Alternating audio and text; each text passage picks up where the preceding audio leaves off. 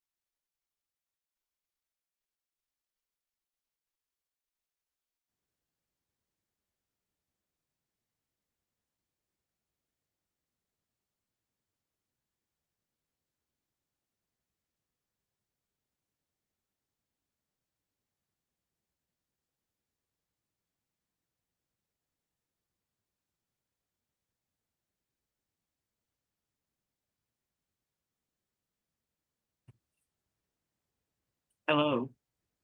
Hello. Hey, good morning.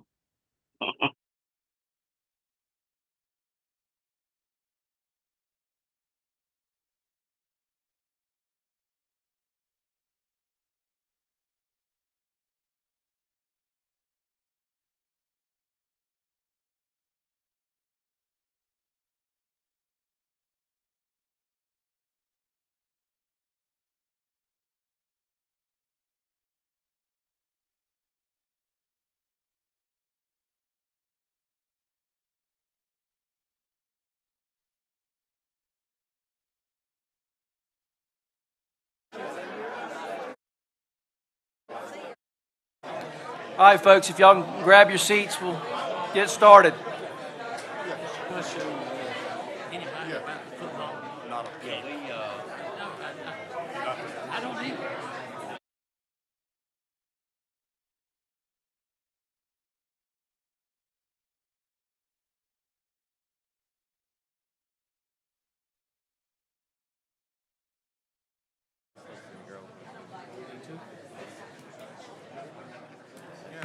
Somebody will say second. All right, and I can say something. I'm supposed to read this motion. Basically, Trenum needs to change this address.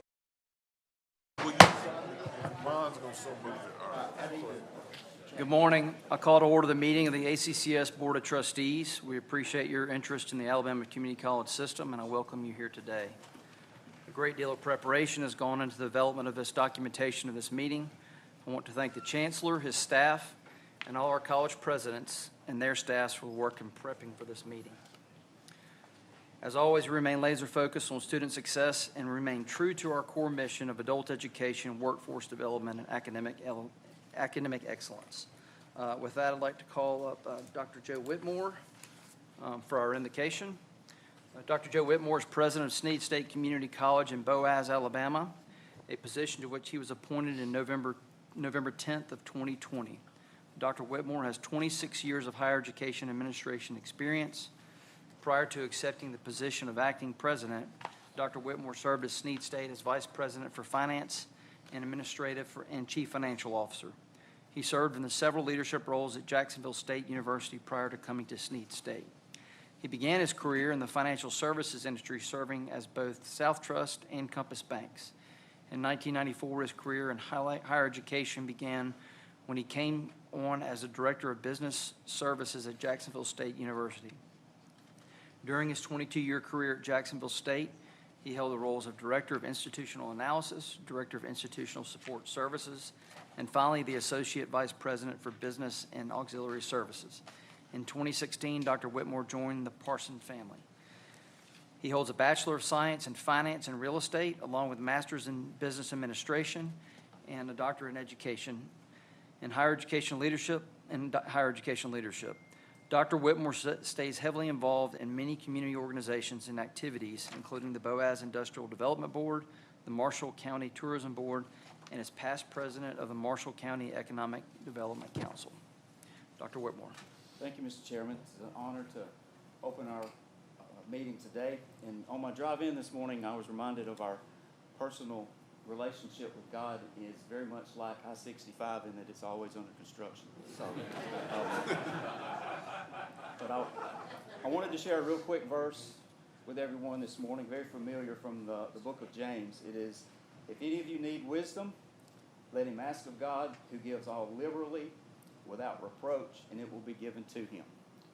As trustees and presidents and leaders, we are entrusted every day with decisions that affect thousands of students and employees and families and communities across our state. The responsibility before us is significant because education does so much more than just start careers. It opens doors for opportunity, it strengthens our communities, and it changes lives in a very remarkable way. In this verse, James reminds us that the wisdom that we need for these decisions is not something that we have to produce on our own. God invites us to seek his guidance and promises, and he says he'll provide it to us generously. As we gather today, let's remember that true leadership is marked by humility, service, integrity, and commitment to the well-being of those that we serve. May our discussions today be thoughtful, our decisions wise, and our actions reflect the genuine desire to advance our mission of providing educational opportunities for everyone. Now, if you'll bow and join me in prayer. Heavenly Father, we thank you for the privilege of gathering today and for the opportunity to serve the students, the employees, and the citizens of our great state of Alabama.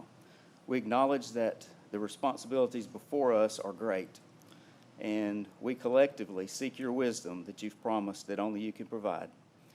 I pray that you guide the members of this board, our chancellor, our college presidents, and all who serve within our community college system. Grant us discernment in our decisions, unity in our purpose, and integrity in our actions. Help us remain focused on the success of our students and the strength of the communities we serve. Bless our proceedings today, that may they be marked with respect, with wisdom, and a commitment to what is right and beneficial. Give us the vision to see future opportunities, the courage to address challenges, and the compassion to remember the lives impacted by every decision we make. We thank you for your faithfulness and ask your continued blessings on all of our colleges and all our system, our state, and our nation. In your holy name we pray. Amen. Thank you, Dr. Whitmore. All right, now next we have the Pledge of Allegiance. Stand, salute, pledge. Pledge allegiance to the flag of the United States of America and to the republic for which it stands, one nation, under God, indivisible, with liberty and justice for all.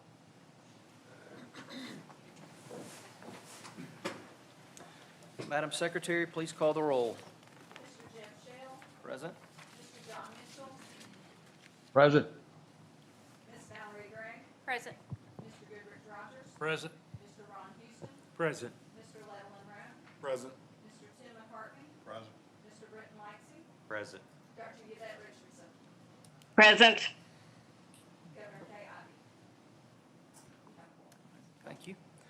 All right, next we have the approval of the agenda. Mr. Chairman, I make a motion that the meeting agenda be amended by adding item 8A3, Trenton State approval of change of official institutional address. All right, we have a motion on the floor. Is there a second? So moved. All right. Got a motion by Mr. Rogers and a second by, Houston, and a second by Rogers. Is there any discussion? All those in favor signify by raising your hand or a voice vote.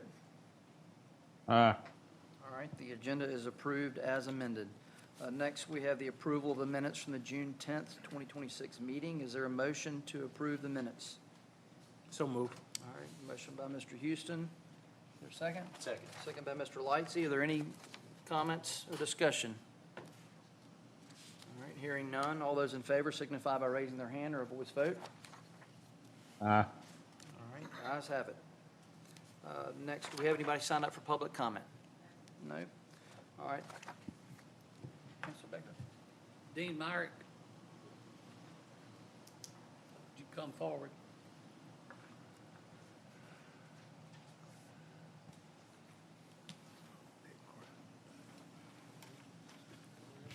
I'm going to let you go ahead and make all the announcements. All right. Thank you, sir. Good morning, Board. Chancellor Baker. My name is Dean Myrick, and I proudly serve as Commissioner of the Alabama Community College Conference.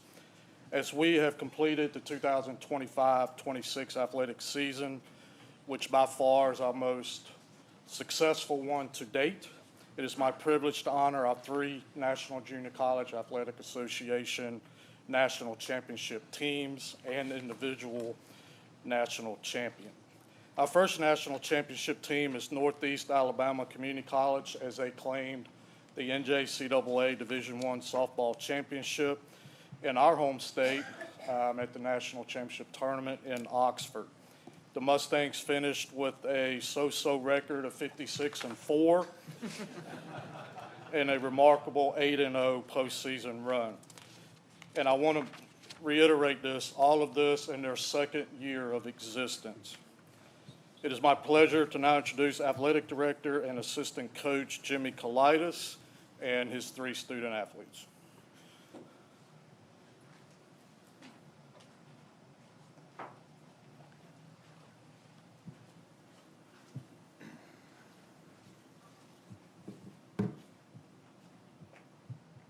Good morning.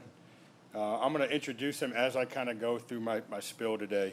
First of all, thank you, Dean, for everything that you've done for us this year. Special thanks to our president, Dr. Campbell, and the Board of Trustees. We appreciate y'all recognizing us and inviting us out here today. And of course, Chancellor Baker, for everything that you do for our league. So we appreciate it. Thank you. Also want to congratulate all the other teams and all the other programs. Not just teams, but I believe there's an individual champion up there as well. So congratulations. Winning a championship is always special. And it's something that you guys will remember for the rest of your life. And what our goal now is to kind of do what you guys did at Shelton, winning back-to-back national championships. It's pretty cool. So congratulations. This year being our second year and kind of getting into trying to compete for a national championship, what we learned is we don't get a whole lot of respect around the country in the state of Alabama. The Florida schools, I know Dean and the commissioner there kind of go back and forth joking around about we should go down and play more Florida schools because they're better than we are, basically. And they have won the last 6 national championships. Even when we got there and we started to compete against those teams. And those are places where they have more resources when it comes to the types of scholarships they give. And Florida Southwestern has 18,000 students. I believe our enrollment, and Dr. Campbell may correct me, I think is like 3,500. So we're competing against schools that have some more resources. And as we're down there and we're competing, even after we're beating some of those teams, they're still being negative about us. Stuff they say at the fields and other coaches are talking to us about. So to be able to go down there and beat up on the Florida teams was pretty fun and enjoyed it. Which, by the way, the 2 Florida teams that were ahead of us in the rankings didn't make the championship game. So as I was thinking about what to talk about today, and everybody's got championship teams, and I've been fortunate in my career to be around quite a few, but everybody kind of has the grit and the work ethic and that kind of stuff. But I wanted to figure out what made this team so different, what made this team so special, and what made this team click. And there was a comment made by Gino Auriemma, who was the head women's coach at UConn. And he said one day, why do we say role players as it's a bad thing? What would happen if the guy that brings out Billy Joel's piano didn't bring the piano out for that concert? There would be no concert. And that always hit me. And, for me as an athlete, I was kind of a role guy myself. So understanding the importance of everybody on the team. And I think what separated us this year from the rest of the country in softball was everybody had a role and everybody executed that on a championship level. And that was, I think, what glued our team together. And as I go through some of these athletes right next to me, and we had several that fell under this category, but I'm going to start with Pearl Bellamy, who's in the middle over here. She had a wrist injury. She couldn't swing a bat and couldn't throw a ball. I don't know how much you guys know about softball, but that's kind of a big deal. But she showed up every day. She was on the field taking reps and rolling balls in. She was filling in when we needed to. She ran bases for us. So when we had to run bases in practice, she ran it at a high level. When we were in the cages, she would feed the machine to her teammates. After practice, she would stay there and feed the machine to her teammates. Not one time did I have to tell her to do any of that. She did that on her own, and people respected that on the team. Sophia Murphy, at the end over here, went from playing her freshman year to becoming in a different role her sophomore year. She had to come off the bench and pinch hit at times, did a great job, had some big hits for us, had some big at-bats for us. She caught bullpens every day in practice, which make our pitchers better. And more importantly, when we would have team meetings, we would have these culture meetings, and we would ask questions, and the team would look at us like we don't have anything to say or we don't want to say anything. Sophia spoke up, and she was asking quality questions that made all of us think. All that stuff makes our team better. And so when I look back at it, I said we didn't have the 9 or 10 or 11 really good players. We were 24 strong. And it's because of those role players that was the glue. Those sophomores created a culture and an environment that helped us get to where we get to in year 2. And that's what made this group special. The last thing with this is not only did we win it and our our athletes have enjoyed it and our college has enjoyed it, but being a community college system, our community enjoyed it. For people that were able to go to the World Series, I think we had about 1,200 people at the World Series. We had fans, we had community people, not just, folks from the school and parents. I mean, when Temple showed up, there was nowhere behind home plate for them to sit. So it's an unbelievable environment, and it continued when we get back. I went to a gas station yesterday. I walked out. She goes, "Congratulations on the national championship." So it was 100% for our community, and that's what was pretty cool about the whole thing. So they have created a buzz and have brought a college together, faculty and staff together, and a community together. And that's what made this team so special.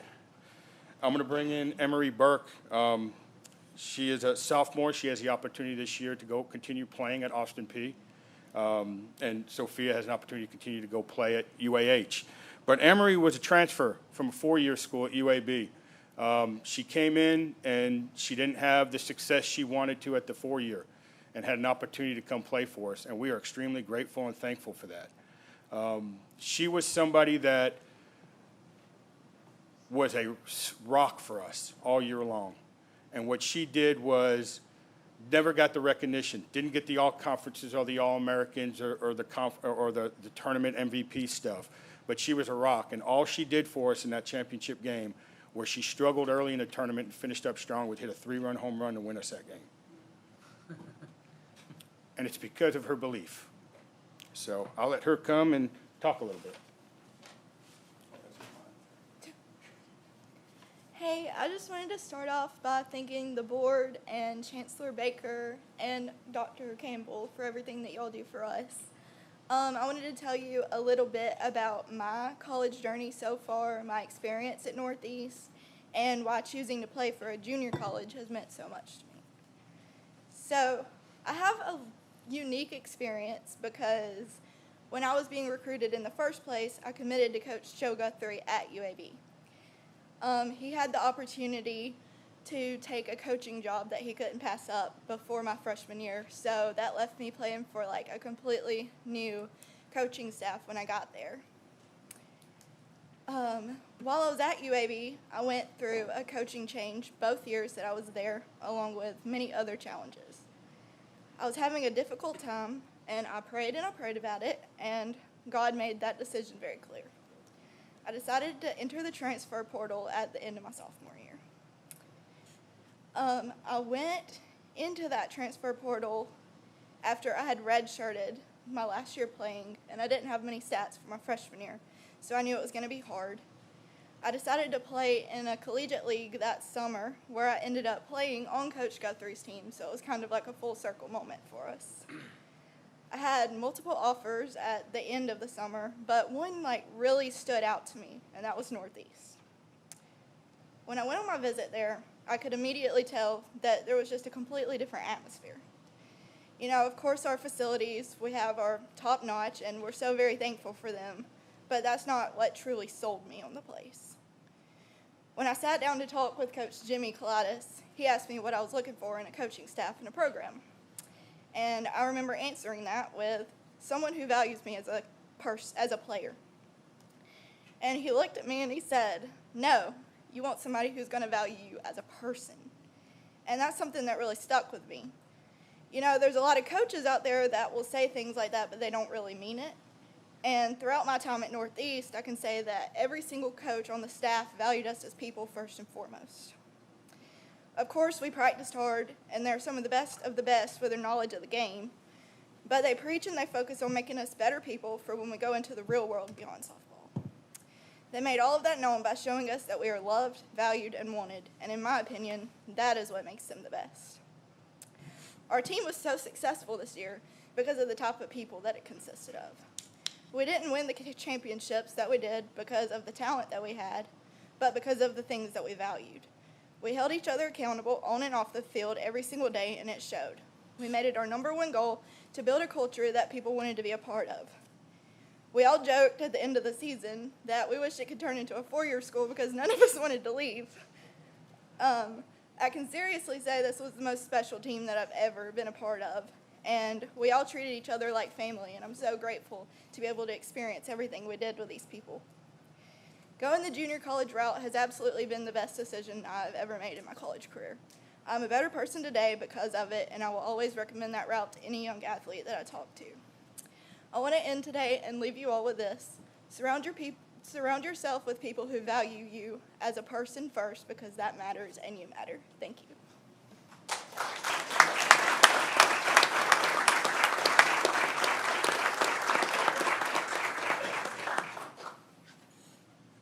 And I want to add, Dr. Campbell has not finished smiling yet since he went on the field and when they won that.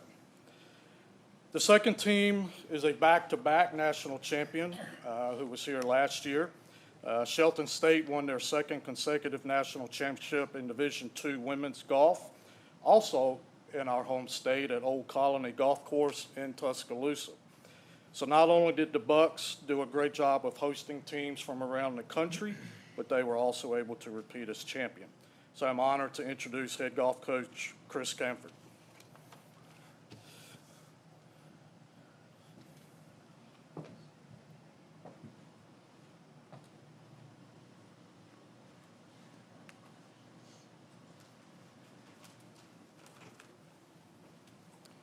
Thank you, Dean.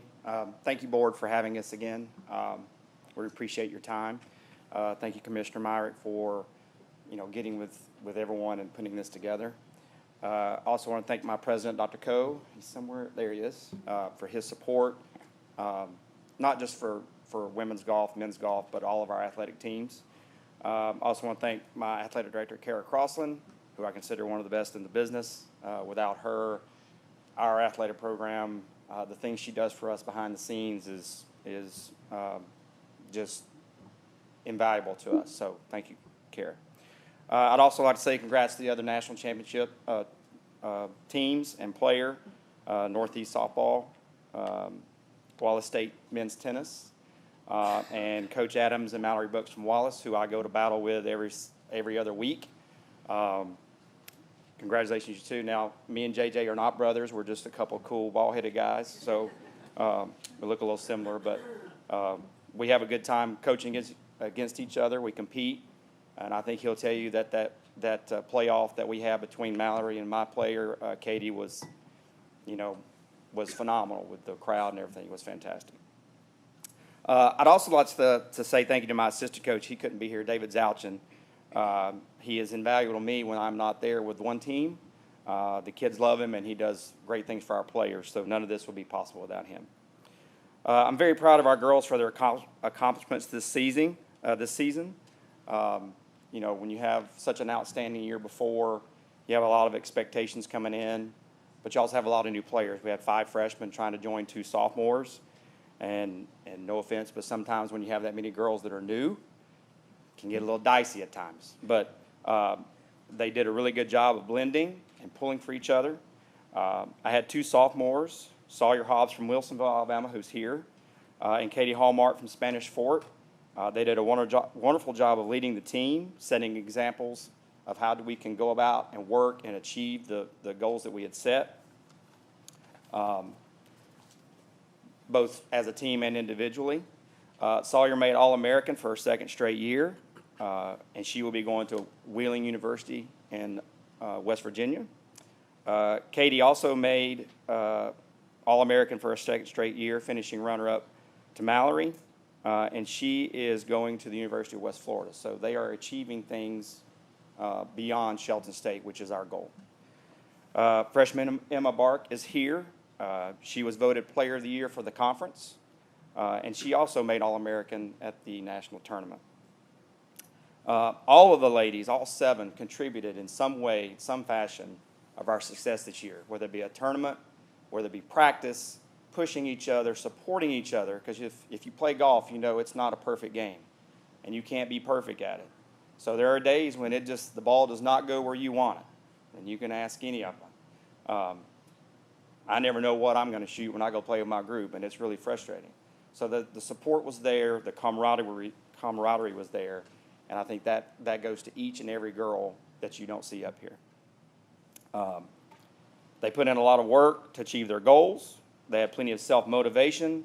They listened to their coaches even when they didn't think we knew what we were talking about. And they really, like I said, pull for each other. Other than me having to make them stop talking on the green when they get together and huddle up and talk about the day's events and they gossip, they really did a good job, and it was their progression the whole year, and they gave us very few problems. But we also have student athletes. So not only did they have achievements on the golf course, they were very good academically. For both semesters, they had an overall GPA of 3.47, and they had a 3.55 in the fall. So they did an outstanding job with their classes while handling all the other responsibilities of being a golfer. So to say that I'm very proud of this team is probably an understatement. Their accomplishments, it was just a pleasure to coach them. They were a pleasure to be around and watch their progression individually and as a team, both on and off the course. So I thank you again for your time. Thank you for Commissioner Myrick, Board, Chancellor Baker, but thank you for recognizing us again as the NJCA Division II Women's Golf National Champions. I'll bring Sawyer Hobbs up.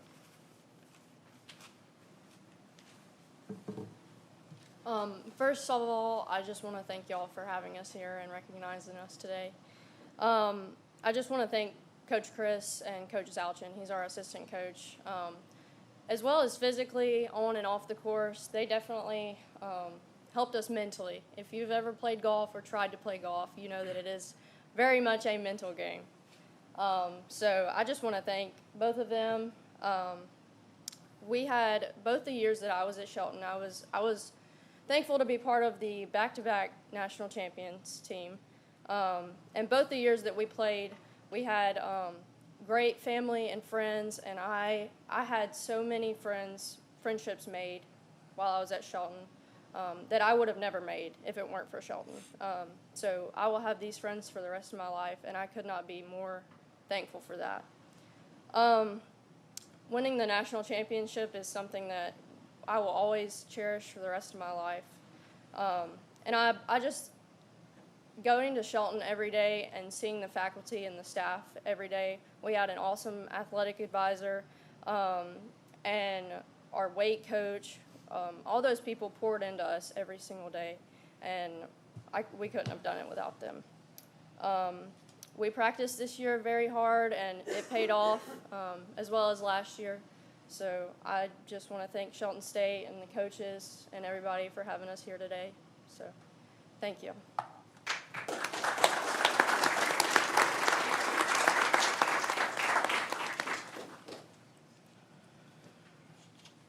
So not only did an Alabama team win the team national championship, but we also, or the conference, also captured the individual national championship as well.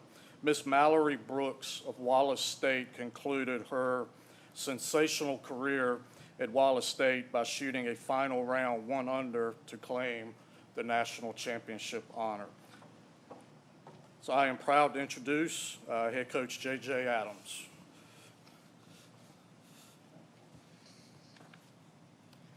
Good morning. Just want to thank the opportunity for y'all to just invite these young athletes here just to recognize them for their accomplishments. Congratulations to all the other athletes. It really is an amazing what we accomplish at this level. I want to thank my president, Dr. Karlowicz. We got some administration up here too, Paul Bailey, Dakota Nichols, and Kristen Holmes. Because without their support, we couldn't do this. Talk to you a little bit about Mallory here. Mallory is a 2-time All-American, national champion now. She's got a 4.0, which is probably the proudest. I'm more proud of her for that than anything. I've been around this young lady for the last 2 years, and I've never seen the work ethic on the golf course, but also off the golf course. I've been beside her when she's sitting there working on class work that's not due for 30 or 40 days out. And she's like, I'm done with all my work for the semester. And it's, the semester's halfway through. But that just goes to show you the work ethic that this young lady has. She is, to me, the ultimate leader. She goes out of her way to help any of her teammates, whether it be on the golf course or in the classroom. She is, she's just a young lady of high character and moral standards, and I just, that to me impresses me more too. On the golf course, I would classify this year as probably up and down roller coaster. After last year, she had a very successful season, and she probably expected a little bit more out of herself. She had played great one event, maybe average the next, and kind of teeter-totter back and forth. Going into the district golf tournament, she had not won an individual title all this year, and I'm sure she expected a lot more than that. I expected more too. And she goes into the district tournament and plays 2 great rounds. I think she shot, 71, 74, something like that. Wins that tournament. We go to the national championship, and 3 days into the national championship, and she's kind of played good but not bad, kind of in between. She shot 78, 75, 79. She started the last day off 6 strokes behind. And my only words of encouragement that morning was, "You're about to play your last round of golf as a Wallace State line." I said, go out with a bang and do something special. And every time I'd come back through and see her every three or 4 holes, that's what I kept saying. Just go out with a bang, go out with a bang. She fought back. She shot 71 that last day, forced a playoff. As Coach Sanford allotted to, the atmosphere of that playoff was incredible. It was electric. There was people, just like you watch on TV, there was people lined up down both sides of the fairway. It was, I mean, as a coach and a former player, I mean, that's the stage you dream of. I mean, that's what you want. You just want to have that opportunity. And she went out there and played two-hole playoff, didn't miss a shot. And, which didn't surprise me. She's got nerves of steel.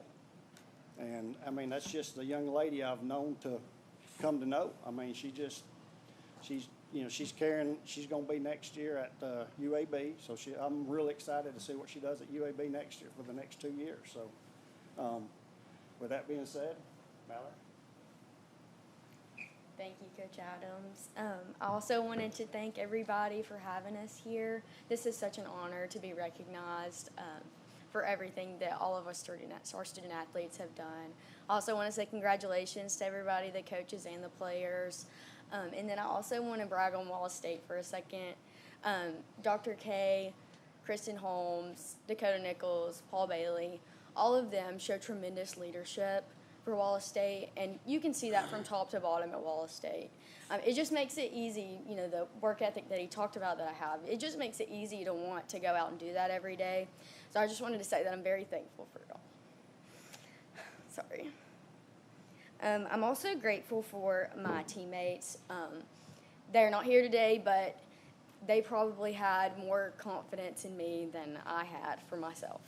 And that was very encouraging, especially going into the last week.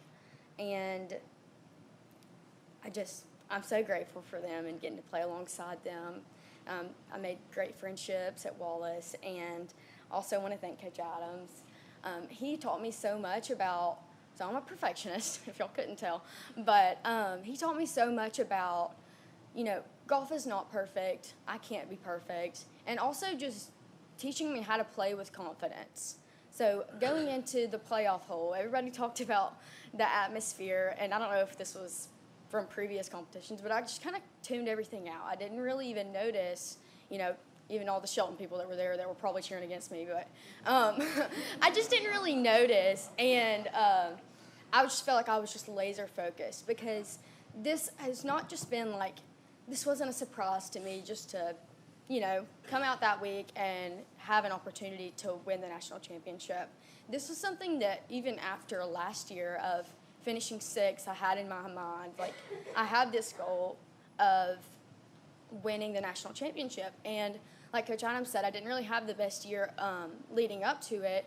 I just kept thinking that that was the end goal. And it took a lot of patience and discipline to be able to stick to that and just ride it out, because like you all know, in the championship of any sport, it's about playing good at the right time.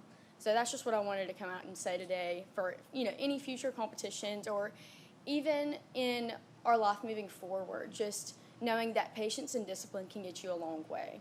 So just wanted to say thank y'all for having us here, and this is such a great honor. Go Lions.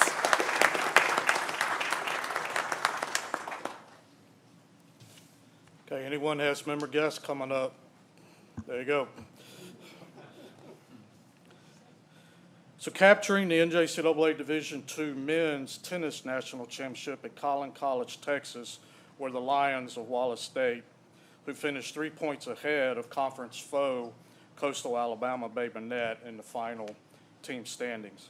Wallace State also earned 2 individual honors on the final day of competition as they won the Flight 1 singles, with the doubles teams capturing the Flight 3 doubles championship. I'm honored to introduce head coach Tim Garner.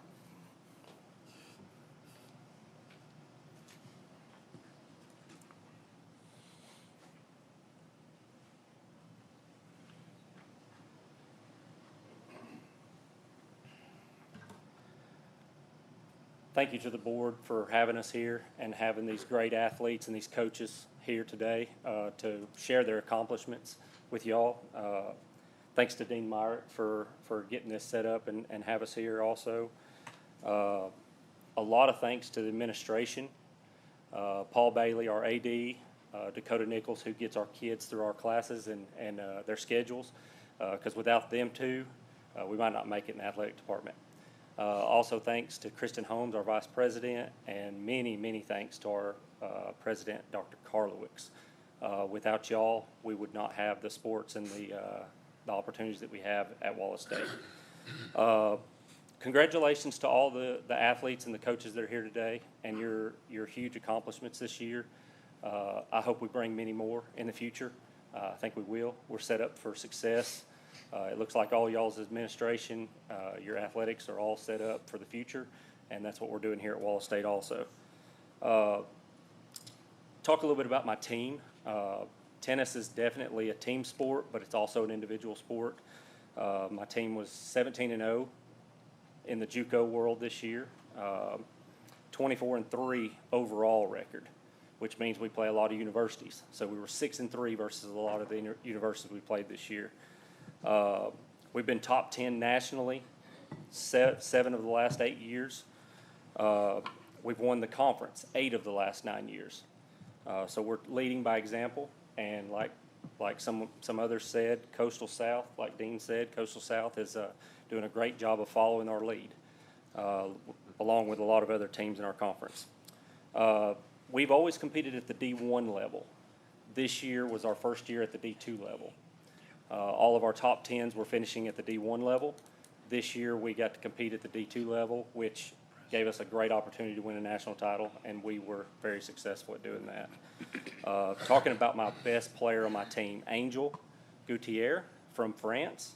I know we bring in a lot of international kids, but it gives me an opportunity to share the Word of God with these kids outside of this country. So I take that advantage a lot, and I want to thank our administration for that opportunity. Angel came in last year. He was my number 3 player. My team last year was probably more talented. This year was more driven. He came back this year, ended up being my number 1 player, and at the national level won the number 1 flight at the national tournament. So he proved what he wanted to do. He came back just for that opportunity. And I'm going to end with this. I say end with this. This is my assistant coach, Ian.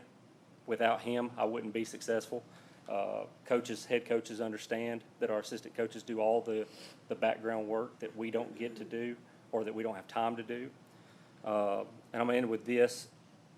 If you don't know that your family is most important, look at your wife or your spouse, because they spend and see all the time that you spend away from your family to spend with your team.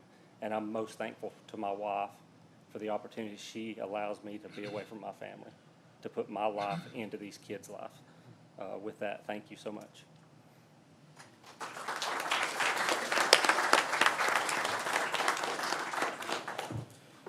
So I am very proud of these teams as our conference continues to grow and excel on and off the court, field, or course. But in closing, our conference's most important statistic comes from the first word of our guest, and that is student athletes. I am most proud to share that our greatest accomplishment is success in the classroom.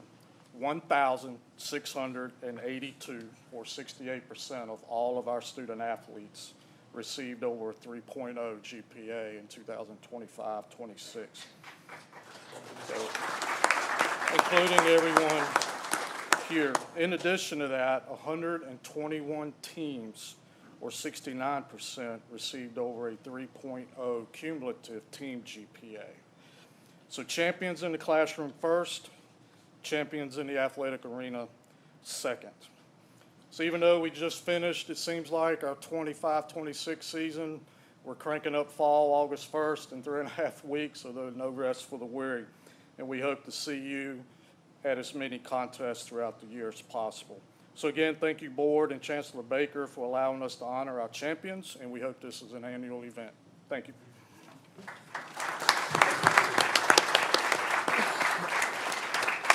Hey, congratulations, student athletes. We appreciate y'all making us proud, and the stuff y'all learn on the field applies directly to the real world, so we look forward to seeing the great things you're going to do after you get done with school.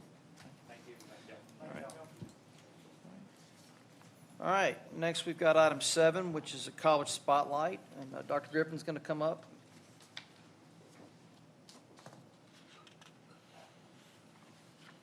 Wallace Community College. Good morning. Good morning. Chairman, trustees, Chancellor Baker, guests, colleagues, and Wallace family. It is an honor to spotlight Wallace Community College Selma, a college that stands as a beacon of hope in the heart of Alabama's Black Belt region. Our college proudly serves 8 of the state's most economically challenged counties. There are rural communities, then there's the Black Belt region, with unique challenges but extraordinary opportunities. At Wallace, we choose to see opportunity because we believe greater challenges create greater opportunities for greater impact.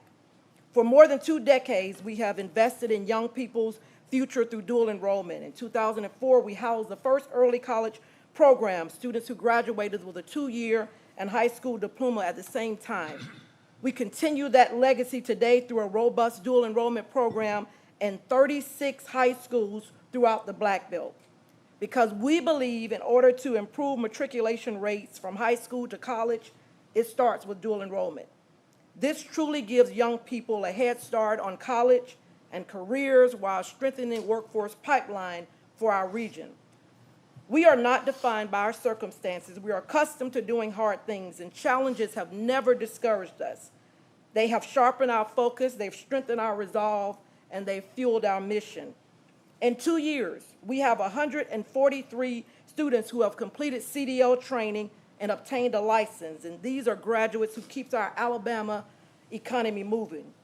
We graduate more than 100 structural welders annually because we're willing to remove barriers that once stood between students and opportunities by eliminating the associate degree requirement from those workforce credentials. We open doors to high-paying careers, and today, 72% of our welders graduate and are employed right here in the state of Alabama, strengthening our industries across this state. So it's difficult to attract highly qualified math and science instructors to our region. But Wallace Community College houses the only AmSty program at any community college. Our AmSty program prepares the next generation in another way. Each year, we provide professional development for over 700 secondary and elementary teachers, equipping them to improve mathematics, science, achievement for thousands of Alabama students. Every day, Wallace Community College is preparing Alabama's workforce. We're educating welders and industrial maintenance, technicians, electricians, healthcare professionals, CDL drivers, teachers, lawyers, computer analysts, engineers, and tomorrow community's leaders. We know that in our small community, we must be ready with a regional approach to workforce development, bringing together education, business, and industry, and everyone to attract business and industry. Today, Wallace Community College is experiencing tremendous momentum. We celebrated the largest enrollment in our institution's history. We achieved record graduation numbers this year, and we remain fiscally sound with no long-term indebtedness. These accomplishments reflect dedicated employees, responsible stewardship, and students who refuse to let their circumstances determine their future. But we're not finished. There's so much more work to do, so many more lives to transform. Today, in a video, you will hear from the Mayor of Selma, Johnny Moss, our Economic Development Director, Brenda Tuck. They will share how Wallace Community College is helping drive economic growth and opportunities through the Alabama Black Belt region. You will also hear from one of our adult students, Aquinas Coleman. His history is the reason we do the work that we do. Wallace gave him the opportunity to gain new skills, pursue a new career, and build a brighter future for himself and his family. His journey represents thousands of lives that have been transformed through the power of education. At Wallace Community College Selma, we don't make excuses, we create opportunities. We don't focus on barriers, we build pathways. And every day, we prove that the Black Belt is not defined by its challenges. It's defined by the resilience of its people, the strength of its partnership, and the promise of his future. Thank you for allowing us today to share Wallace Community College story. We will have a video played, and afterwards, Mr. Coleman will share his journey. I don't see what people will be talking about the Black Belt experience. I'm from Selma, so this is all what I know. When I was 19, 18 years old, we had to go find our own opportunity. We had to leave the town. We had to go way off to go get jobs. I didn't really want to go nowhere else. Selma sits in the heart of the Black Belt, and we know that our city has struggled for a minute. We're fighters. We've always been fighters. We've always been able to overcome struggles. Being from Selma, you know the people in Selma. There's a young man who grew up in my community. I knew his pathway was in welding because everyone talked about how he was a wonderful welder. Getting out of high school, that's pretty good money. But now I'm almost 50. It takes a toll on your body. I ran into him one day in the gym, and he said, I'm interested in coming back to Wallace. And I told him I was thinking about taking up industrial maintenance. I thought about this for a while. Well, I didn't know this, but he didn't complete his high school diploma.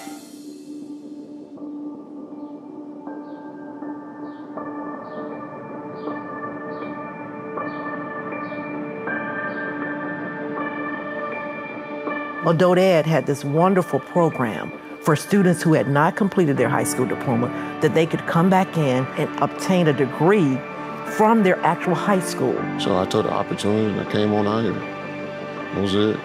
He's completed his high school diploma. He gets into the industrial maintenance program and doing an awesome job in that program. When I spoke with him last, I said, so I know you're going to be looking for jobs. He said, no, I have a job waiting on me already. Now, you don't even have to go way off to go get a good paying job. That was surprising to me. We have about 40 industries here, and that's not including the other 7 counties that are served by Wallace-Selma, which make up the majority of the core of the Black Belt. We must have a trained workforce, a skilled workforce with those industry-recognized credentials, and Wallace-Selma is doing that in ways much bigger and better than they've ever done before because the facilities have grown, the foundation has been there. Wallace is a hidden jewel in our city. I've worked at Wallace for over 20 years, so I know the impact that Wallace has on students, families, and our community. As we try to reach out to business and industries, Wallace is going to be at the forefront of the table. We've been real intentional about making sure that when students come to this campus, they feel that there's a sense of hope. When I step on this campus, it looks like I'm going somewhere. It looks like I'm going to be something. It's a new day in the Black Belt region. They're going to show you what a door is. They're even going to open the door. They're going to open the door and tell you, come on in. Don't take it for granted. I'm happy about it. I'm thankful. I'm blessed.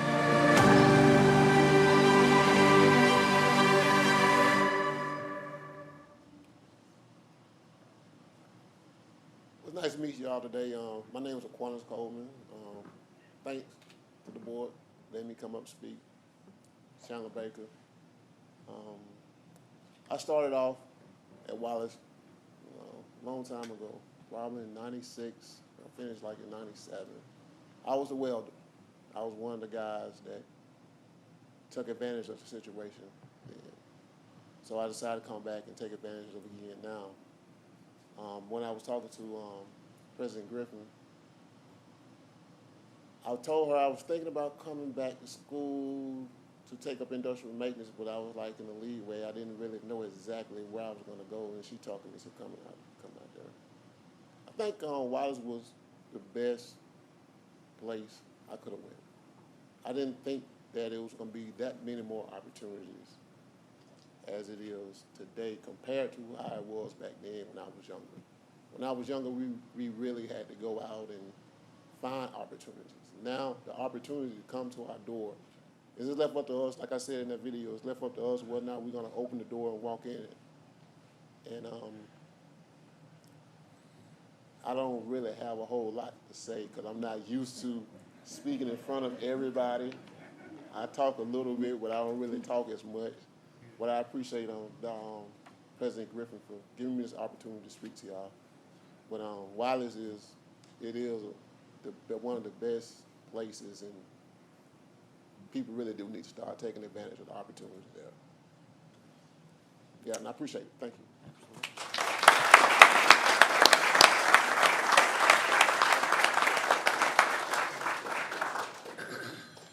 All right. Next, we'll move into item 8, executive, legal, and public information. Okay, gotcha.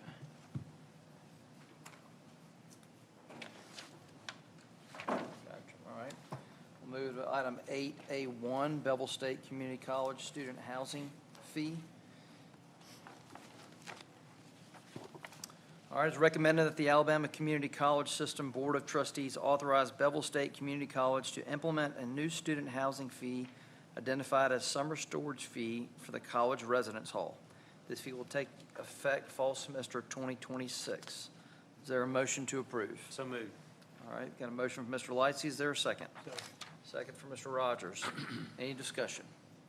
All those in favor signify by raising their hand or voice vote.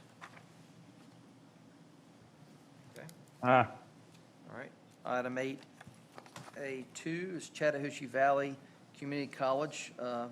President Funderbrook's going to come up and tell us about this one.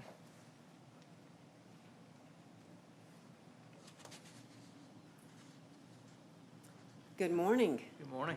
It's a great day for athletics in our system today. Mr. Chairman, Chancellor Baker, and members of the board, thank you so much for your support of this request and for your continued support of Chattahoochee Valley Community College. Today is a special day for the CVCC family. Coach B.R. Johnson devoted more than 2 decades to developing student athletes and building a baseball program defined by excellence, integrity, and service. His influence extended far beyond the baseball field, and his legacy continues to be felt throughout our college and our community. He was inducted into the Chattahoochee Valley Community College Hall of Fame, the Chattahoochee Valley Sports Hall of Fame, and the Alabama Baseball Coaches Hall of Fame. Here with me today is Coach B.R. Johnson's wife, Miss Helen Johnson, and his daughter, Courtney Johnson Ellis, and several of his former baseball players and our staff. I would like to also recognize Miss Johnson and and their children. Thank you for sharing Coach Johnson with us for so many years at CVCC. We know that behind every great coach is a family who sacrifices alongside him and supported each and every one of them. We are honored to celebrate his remarkable legacy with you today, and we hope that you will approve naming our baseball stadium after Coach B.R. Johnson. On behalf of Chattahoochee Valley Community College, thank you for allowing us to permanently honor a man who helped shape this institution and generations of our students. We are truly grateful. Thank you. Thank you, President Funderburk. It is recommended, this is an easy one. It is recommended that the Alabama Community College System Board of Trustees authorize president of Chattahoochee Valley Community College, to name the baseball stadium in honor of Coach B.R. Johnson and to add appropriate signage. Is there a motion to approve? Mr. Chairman, I'll make a motion to approve. All right, there's a motion by Mrs. Gray. Is there a second? Second. All right, second by Mr. McCartney. And any discussion? All those in favor signify by raising their right hand or voice Aye. vote. Okay. Motion passes. Thank you. All right. All right.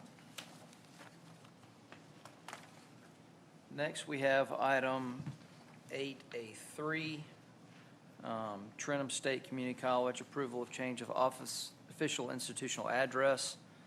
This was not in the book, but this is something that administratively needs to be taken care of. It is recommended that the Alabama Community College System Board of Trustees authorize Trentham State Community College to change its official institutional address effective January 1 of 2027. Is there a motion? So moved. Motion by Ms. Gray, Second. second by Mr. Lightsey. Any discussion? All right, all those in favor signify by raising their right hand or voice Aye. vote. All right, motion passes. All right. Hang on, I've got to do a little jockey here because we got a little mixed up. Yeah, but I don't see it, do you? Oh, there we go. I don't have it on the agenda, but it's in the book. Yeah, adoption. Okay. All right, next item is item 9. Hold tight, folks. All right. 9A1, Bishop State Community College. It is recommended that the Alabama Community College System Board of Trustees adopt a resolution providing, 1, for the construction, renovation, and equipment facilities of Bishop State Community College, 2, for the financing thereof by the issuance of revenue bonds in the par amount of approximately $10 million, 3, for maximum interest redemption terms and other parameters, for securing the payment of the principal and of interest of such bonds, and 5, for the payment of costs of issuing those bonds. Is there a motion to approve? So moved. Motion by Mr. Houston. Is there a second? Second. Second by Mr. Roan. Any discussion? All right. All those, seeing none, all those in favor signify by raising their right hand or voice vote. Aye. All right. The ayes have it. All right. Next item is item 9A2, Coastal Alabama Community College Refunding Authorization Resolution, Bond Series 2016. It is recommended that the Alabama Community College System Board of Trustees approve the attached authorizing resolution, which sets forth the details regarding the previously approved issuance of approximately $4 million limited obligation Alabama Community College System revenue bonds, Series 2016, formerly issued under Faulkner State Community College, for the benefit of Coastal Alabama Community College. Is there a motion to approve? So moved. Motion by Mr. Lightsey. Is there a second? Second. Second by Mrs. Gray. Any discussion? Seeing none, all those in favor signifies by raising their hand or voice vote. Aye. All right, the ayes have it. Next, we move to item 9A3, Jefferson State Community College Refunding Authorization Resolution.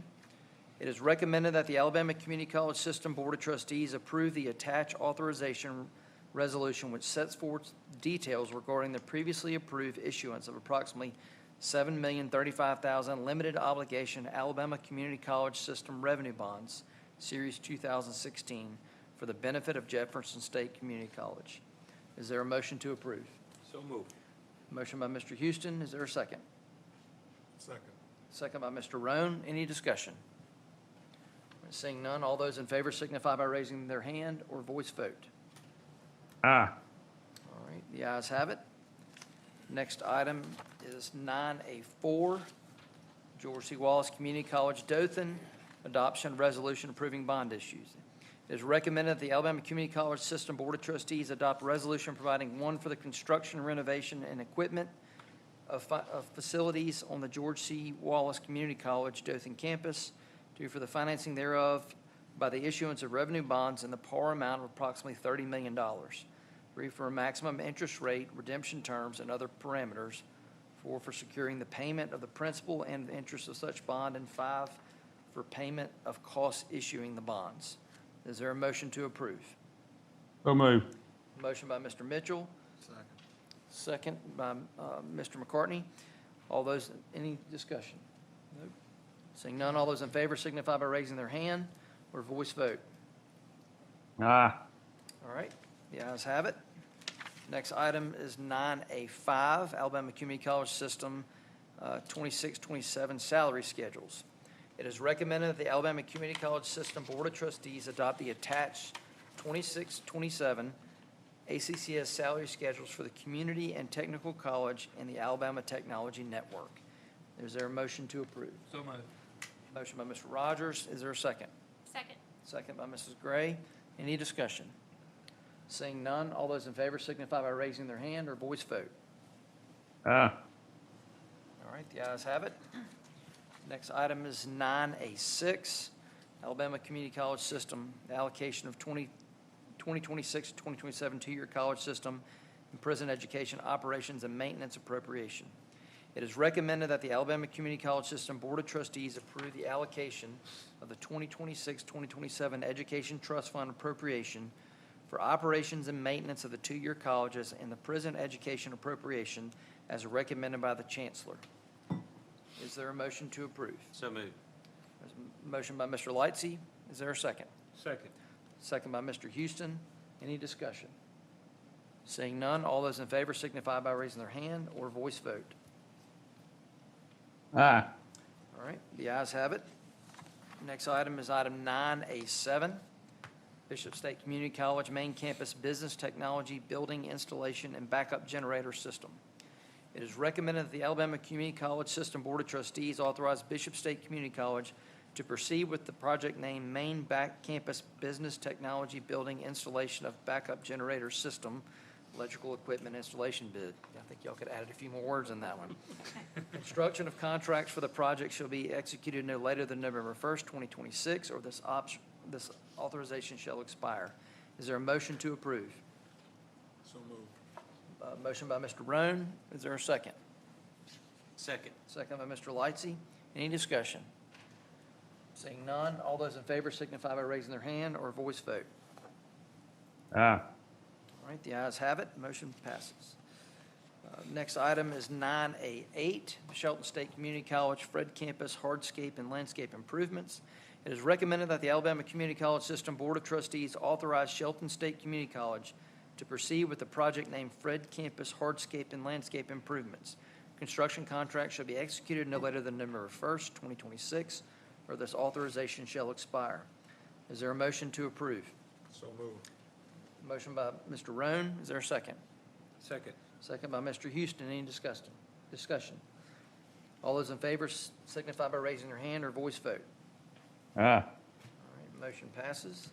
Next item is 9A9, Wallace Community College Selma, Demopolis Campus Rural Health Workforce Center. It is recommended that the Alabama Community College System Board of Trustees authorize Wallace Community College Selma to proceed with the project named Demopolis Campus Rural Healthcare Workforce Center. Construction contracts for the project shall be executed no later than November 1st, 2026, or there's authorization shall expire. Is there a motion to approve? So moved. Motion by Mr. Roan. Is there a second? Second. Second by Mr. Rogers. Any discussion? Seeing none, all those in favor signify by raising their hand or voice vote. Aye. All right, the ayes have it. Next item is item 10A10, Bevel State Community College, Hamilton Campus Drafting, Building, and Main Building Renovation. It is recommended that the Alabama Community College System Board of Trustees authorize the Bevel State Community College to proceed with the project named Hamilton Campus Drafting, Building, and Main Building Renovation, Bid Package B. Construction contract shall be executed no later than November 1st, 2026, or this authorization shall expire. Is there a motion to approve? So moved. There's a motion by Mr. Lightsey. Is there a second? Second. Second by Mrs. Gray. Any discussion? Seeing none, all those in favor signify by raising their hand or voice vote.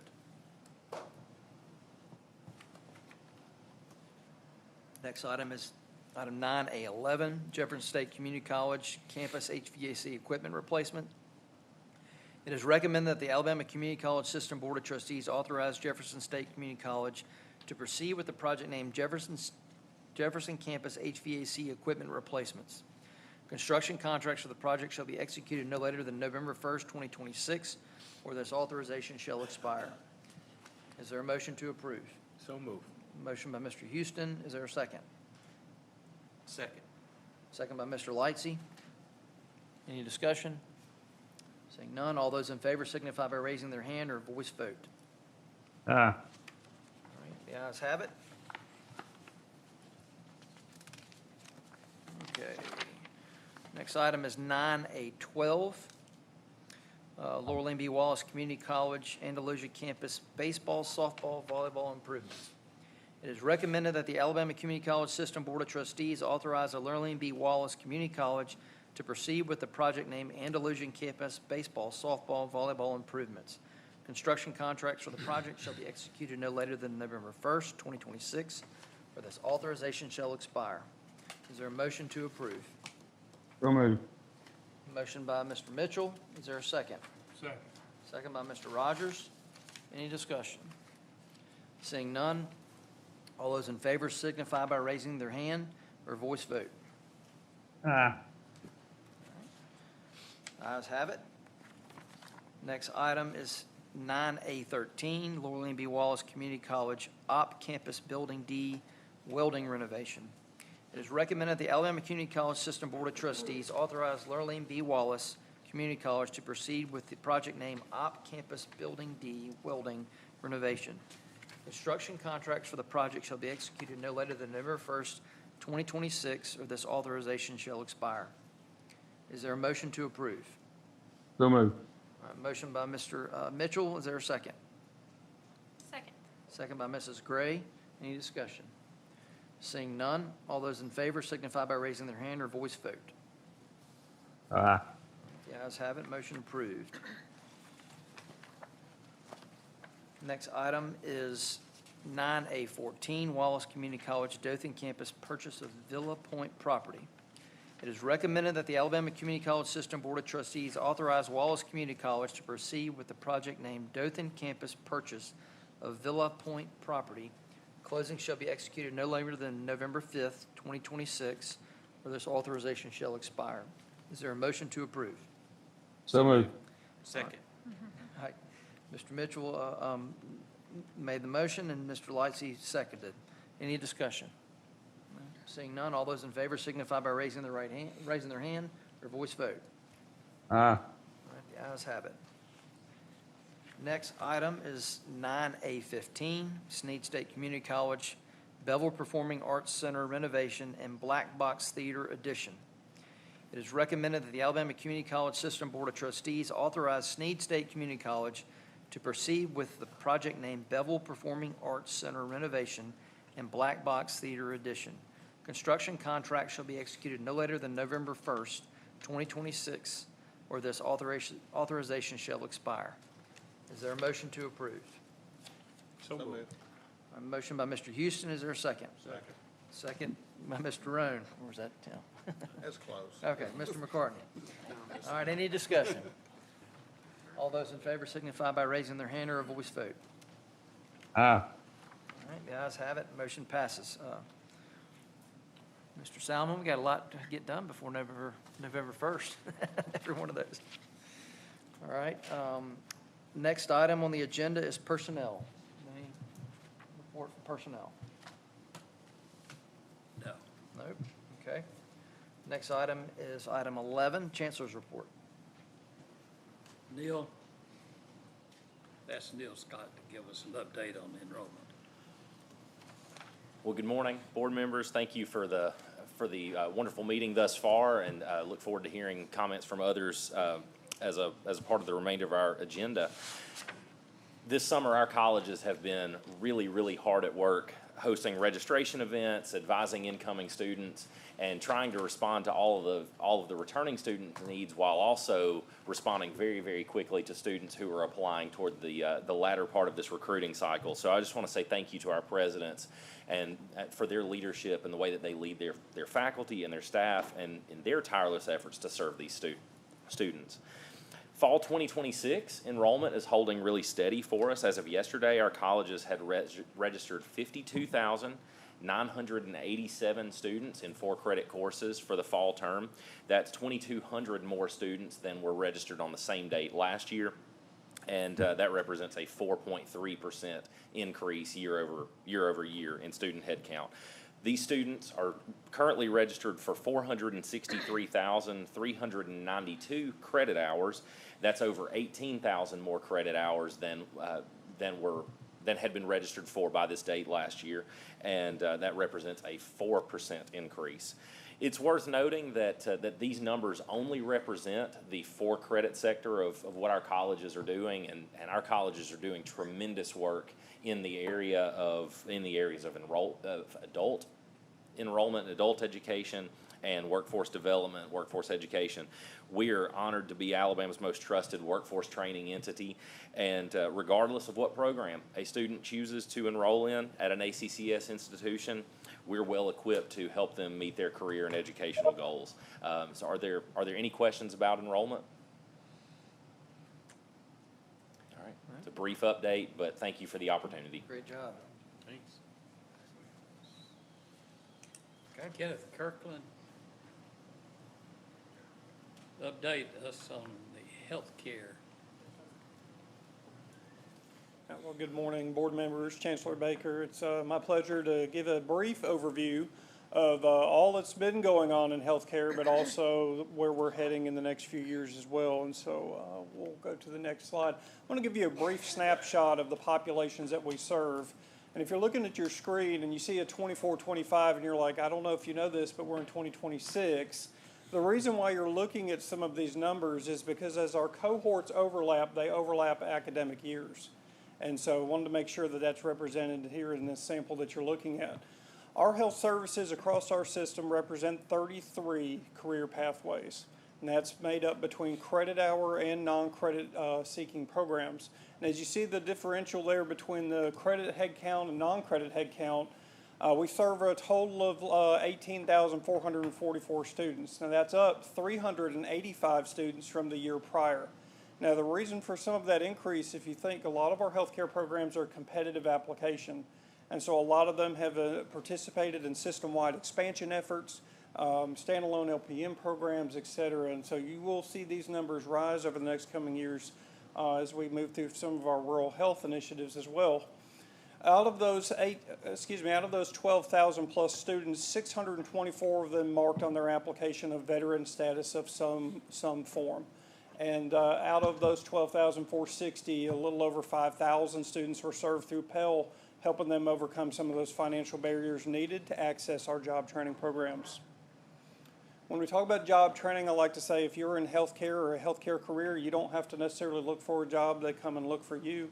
And the last few years in healthcare have been very promising for a lot of our students, where traditionally in the past we saw nursing being kind of courted a little bit more than our allied health programs. Now we see hospital systems and long-term care partners going after the allied health professions with the same vigor that they go after the nursing students and awarding scholarships and employer sign-on bonuses, et cetera. A little bit about the student demographics and the age groups. What I'd like to point out is in the less than 18, when you look at these student demographics, these are students that are not enrolled in general education courses. These are enrolled in healthcare programs. So that less than 18 is the growth in our dual enrollment healthcare program sector. And then in our non-traditional students, we're starting to see some more growth in that 40 to 49 and 50 to 64 age bracket, as many individuals may be going back and pursuing a second career and looking at healthcare as that option for them. And then you see our breakdown there. Now, what you don't see on here is necessarily gender. When you combine all of them together into one great big pot of healthcare, just as you would imagine, it is predominantly female dominated. About 84% in this sample was female, and the remaining 16% male. Some of them choose not to mark that on their application, which is why it doesn't add to 100%. However, if you break it down by individual programs, you'll see that certain occupations like EMS tend to be more male-dominated than maybe nursing, which tends to be more female-dominated professions. So as far as services and what we do across our system, I do want to point out that we are the national leader in training. We as a state were the first state in the country to create the pre-licensure nursing apprenticeship for both RN and LPN, and that's now done by all of our colleges, but also by our four-year universities as well. And so those apprenticeship programs have significantly reduced onboarding time for employers, but they've also provided the employer serving as last dollar benefit to students, which has again helped cover some of those costs of being able to pursue these job training programs. And then again, I never want to hesitate to share that we directly train 85% of the entry-level workforce for healthcare in Alabama. And so we are the premier healthcare training entity for this state. And yes, I'm a little biased. The reimbursement programs, we have several different types of reimbursement programs, but one we want to comment on. When I worked here in 2019 as the Director of Health Programs, we had the Volunteer Rescue Student Program, which was through legislation that helped with the Alabama Fire College and the rescue associations. At that time in 2019, the program only reimbursed individuals who pursued EMT, and they had to work at a volunteer agency for a 3-year work commitment.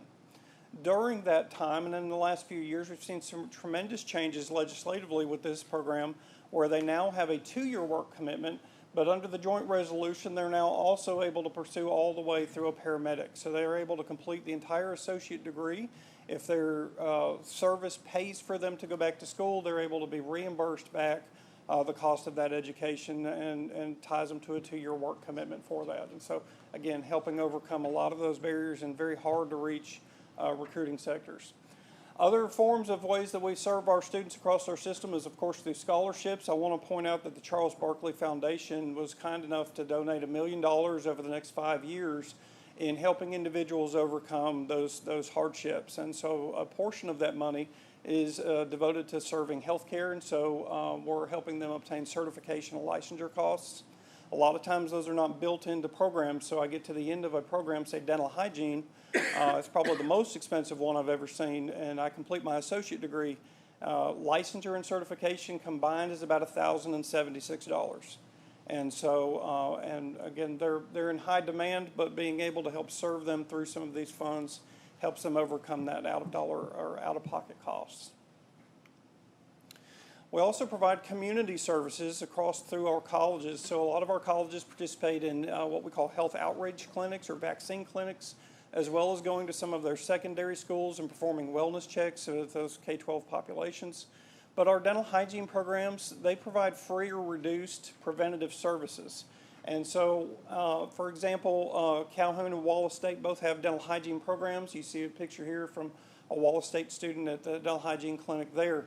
If you look at one clinic may have served 1,600 people last year through either that free or reduced preventative care. If you put that to a Blue Cross Blue Shield rate, that's about $265,000 of free or reduced care that has decreased their time of needing to utilize their benefits on their insurance. As far as regulatory practice, we're also in the regulatory world. So we have 2 certification exams, nursing support technician and our medication technician program. Both of those exams are owned by ACCS, but they also serve as the gateway to permitting through the Alabama Board of Nursing. And so that puts us back into the regulatory world as well. As far as emergency preparedness, we're also involved. Our offices serve as the liaison between the Alabama EMA for what's called mass sheltering. Just think mass evacuation during hurricanes. Sometimes during medical sheltering, such as during ice events, maybe warming shelters, or even point-of-care dispensing sites for the Department of Public Health to be able to quickly deploy resources to local communities. In fact, in 2020, that relationship that we had with ADPH led to a coordinated shared ventilator program between ADPH and 15 of our colleges. At the time when COVID rolled out, we realized that the hospitals currently have a sharing program to be able to share ventilators back and forth in times of need. However, when that was stressed during COVID, the state strategic stockpile started to be utilized and deployed out as well. Well, when you get down to the very bottom of those reserves, that's where these extra 15 ventilators may be. Now, the state, of course, has since then bolstered a lot of their strategic stockpile. However, why these 15 ventilators are important is because there's a very wise man, now retired, Ken Reed, who worked at ADPH with us and said it takes a minute to get a ventilator needed to certain areas of our state if the hospital share-to-share program is burdened. And so by being able to have them strategically located at your college, it reduces the transport time of that ventilator. But when the ventilator is not being used, the students are able to be trained on how to use ventilators as well. Because typically the masters of the vent, if you will, are respiratory therapists. Well, for some hospitals, you may only have 2 respiratory therapists in very extreme rural Alabama. And so those respiratory therapists had to train nurses on how to help them master some of these vents and help manage the patients on that. And so this provided some valuable training equipment, and that partnership continues even today. It's a Lawson State student that you see there. Now, where we're heading in the future is the Rural Health Transformation Program. Now, a lot of these appropriations for this program came out of the what was formerly known as the One Big Beautiful Bill.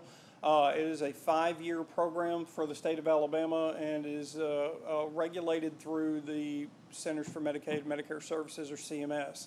And so these are just an example of what some of those initiatives will be, but the next 5 years will be a busy 5 years of scaling programs, expanding new programs where they've not been before, and you all will most likely be hearing many, many updates of what we're doing with rural health over the next few years.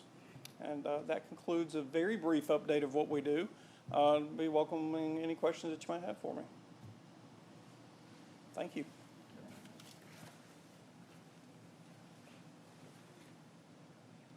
Chief Bailey.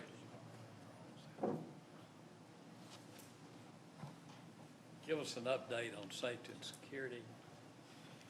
Good morning, Chancellor, Board. Kind of give you a quick update on where we're going and what we're looking like for the area of public safety and our initiatives.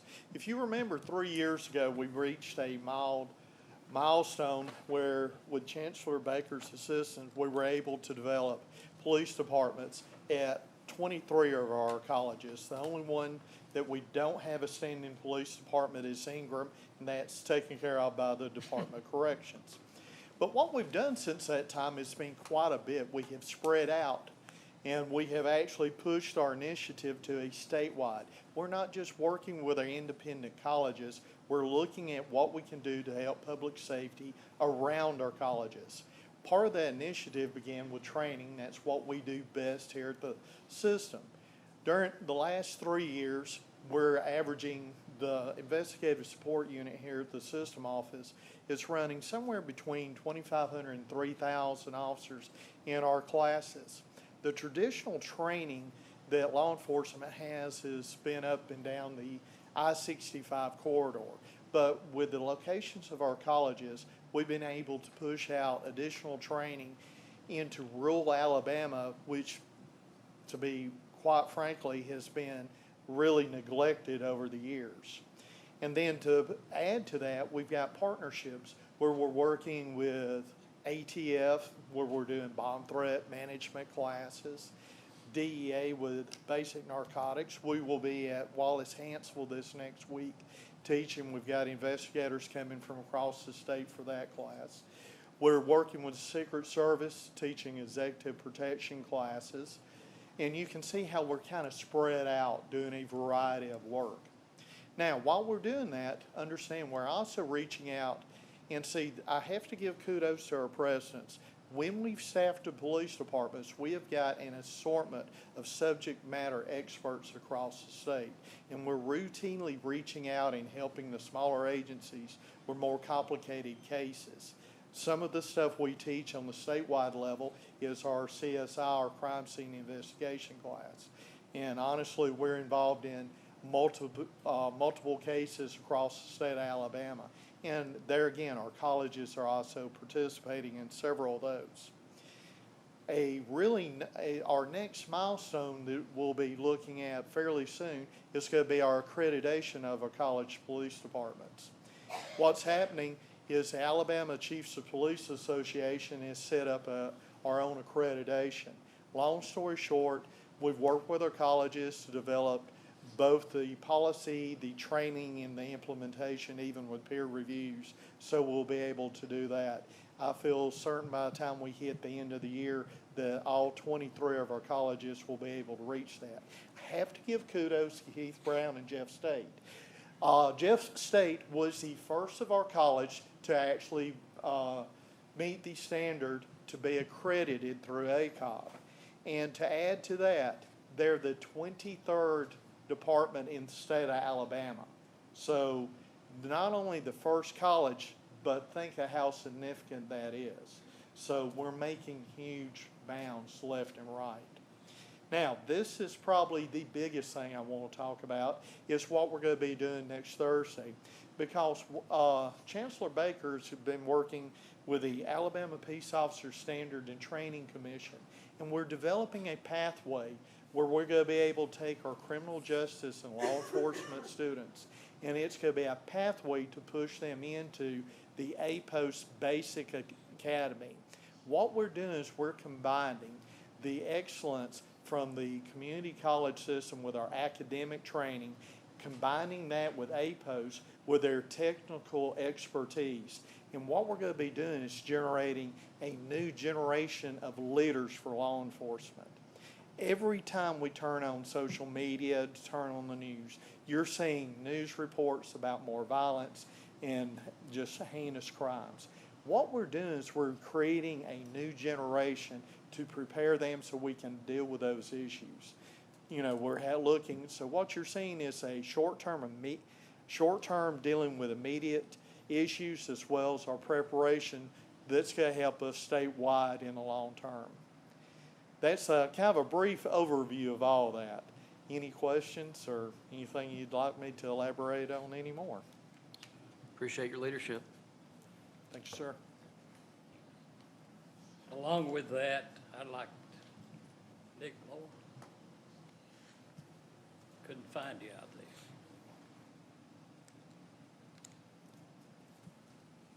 You know, our longtime director of adult ed is now president of Ingram State.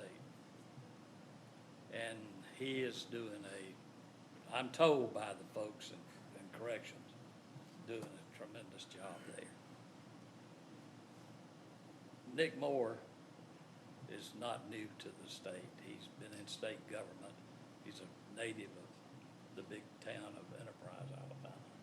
I didn't know him at the time.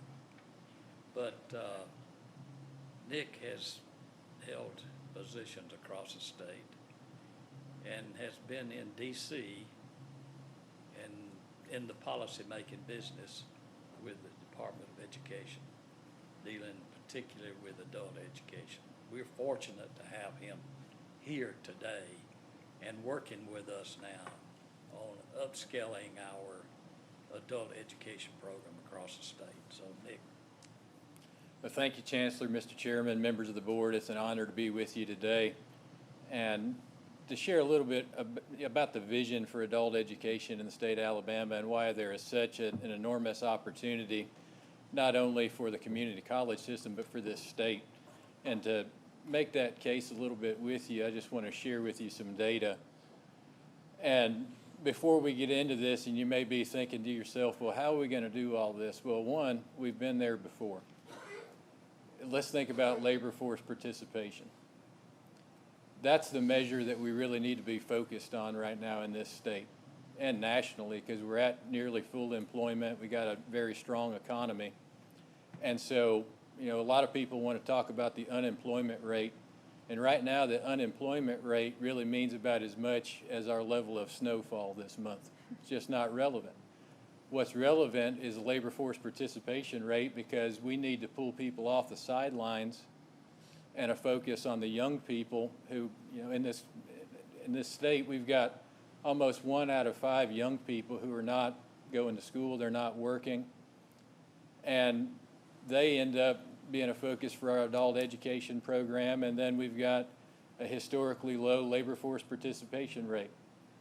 We're many points below where we were in our high water mark in 1997, and a lot of that is because two major reasons. We've got a lower male labor force participation rate. We don't have enough time to talk about all the reasons, but we're going to tell you what we're going to do to address it.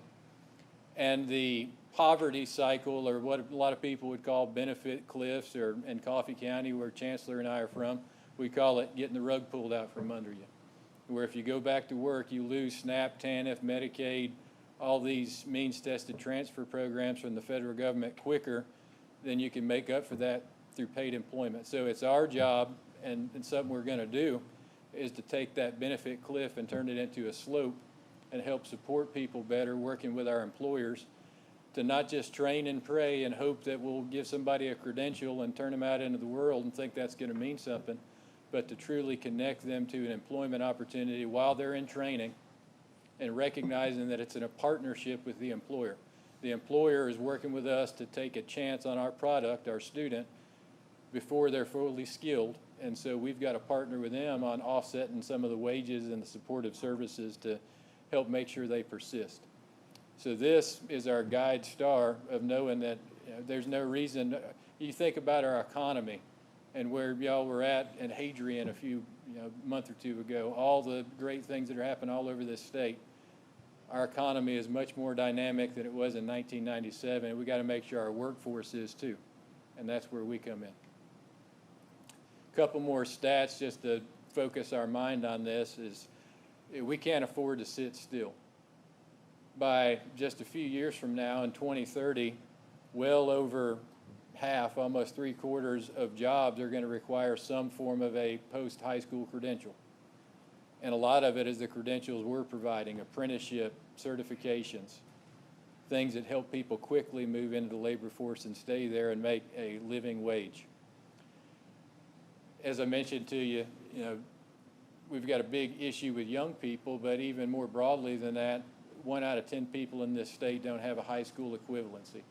About 1/4 of our adults have low levels of literacy, one of the lowest rates in the country.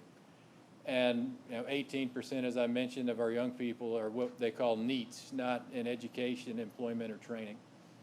And 750,000 Alabamians are on SNAP, and that's our big target population because there's a program called SNAP E&T that we're going to put on steroids that I like to call legal money laundering, not in a pejorative sense, but every dollar that you spend on a SNAP eligible person, you can get 50 cents of that back. It's coded as state money that we can use to partner with our employers to help offset a portion of wages to make sure that somebody's making enough to earn a living and actually stay in the job that they're being trained for and not revert back to SNAP.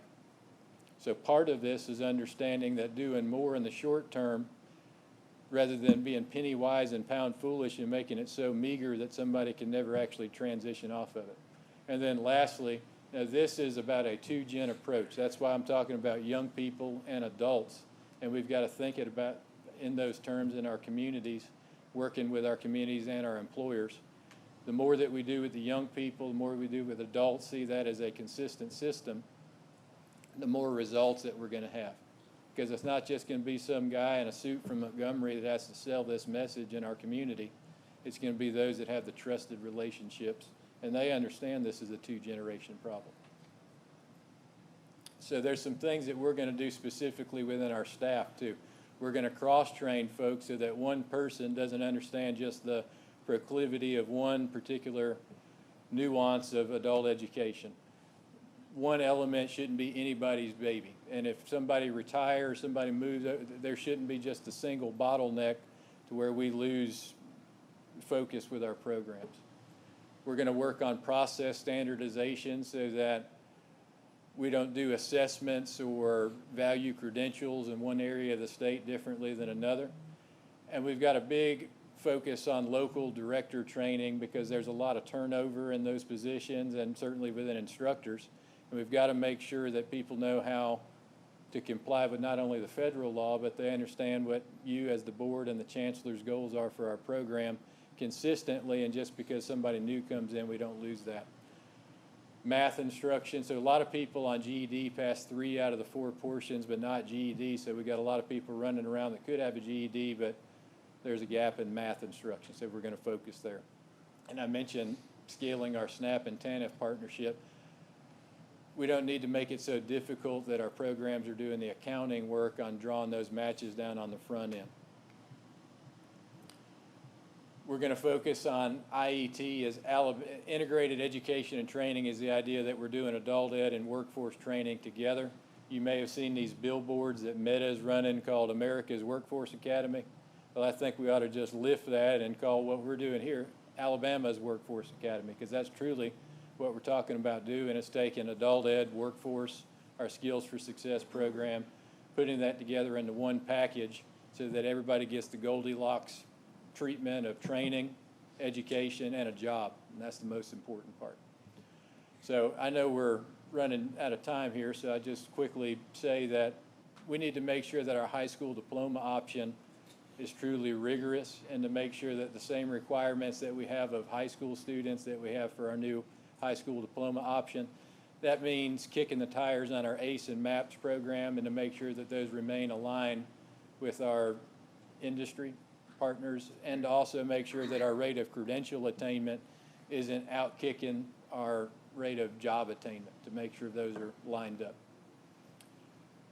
And I really appreciate the story from Wallace Selma and the student there, because we need to do more of that. And all of our marketing collateral doesn't need to be selling programs and acronyms. It needs to be selling opportunity, and the idea that if we are Alabama's Workforce Academy, we're taking you from where you are to where you want to be. So before we capture the head, we got to get the heart. And we traffic in a lot of acronyms and programs, and the people we're serving don't. We got to acknowledge that. But we do have a story to tell, and sometimes I feel like, you know, if you think about the fact that nationally adult ed has been defunded, we want to make sure that we're telling the story about why that funding is critical, but then to also prove that there is a true labor market connection, so that those that may have a point in that nationally a lot of adult ed is just churning out a lot of credentials that may be not connected to the labor market. In Alabama, that's not going to be the case. So we got a good foundation to build from, but there's always more to do. And so, like I said at the ALAPSE conference, we're more like a coach at halftime trying to run up the score. You know, Mr. Walters put on a good foundation for us, but now the next level is integration. So what Vice Chancellor May and I are working on is taking our workforce program, Skills for Success, and adult ed, and integrating those as the primary components of Alabama's Workforce Academy. And I won't belabor you with all of these components here, but just know that this is somewhat of a logic model for how we're going to move people through those phases, and to make sure that the outcome is that right treatment of training, but the employment outcomes that we need to see. So I look forward to serving y'all. I appreciate the opportunity, and spend a little bit more time with you to get in the weeds on this as we go forward. Thank you, Chancellor.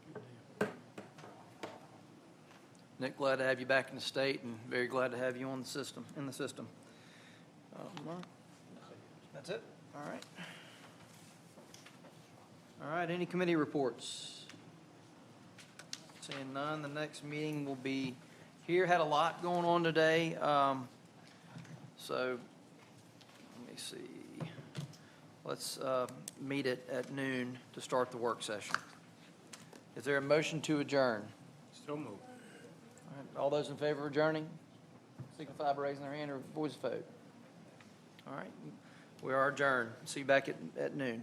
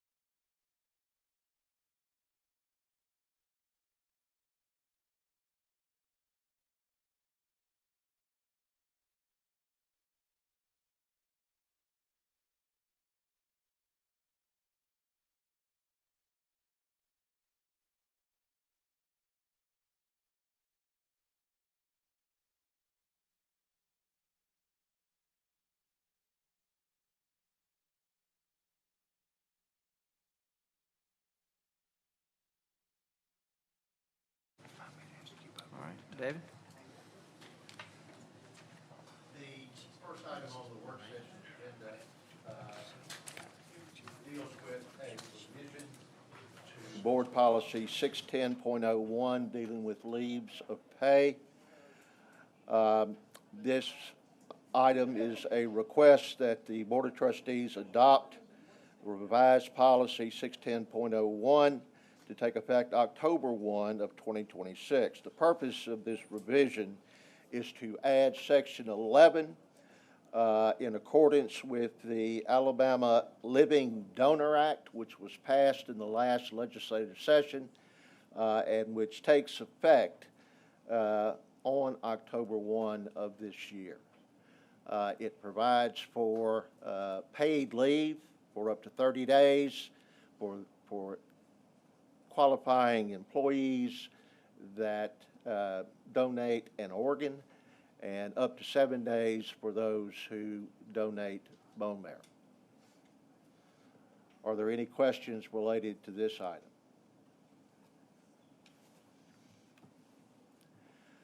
The next item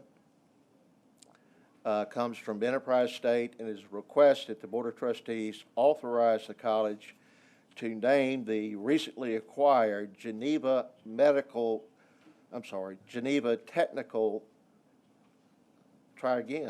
Geneva Regional Technical Center, also known as GTEC, in honor of Senator Donnie Chastain and to add appropriate signage. This request is to honor Senator Chastain for his unwavering commitment to career and technical education and his steadfast support of education opportunities for the citizens of rural Alabama. Are there any questions related to this item?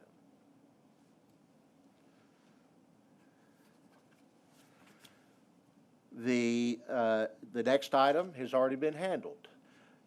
It was moved to the meeting agenda and approved in the meeting. The next item on your agendas will be a item from Marion Military Institute relating to the Patriot Pipeline. That has been removed from the work session agenda. And the next item comes from Gaston State and is a request that the Board of Trustees authorize the college to name the Advanced Manufacturing Center Multipurpose Room as the Jerry and Irene Weaver Multipurpose Room and to add appropriate signage. This naming opportunity would be in exchange for a gift from Harold and Daryl Weaver. The Weavers wish to honor the legacy of their parents, who were residents and business owners of Gaston, Alabama. Mr. Weaver worked with the late Congressman Tom Bevel to obtain funding to build the Bevel Center at the college. The funds will be used for scholarships for students in career and technical workforce programs in the manufacturing sector. Are there any questions related to this item?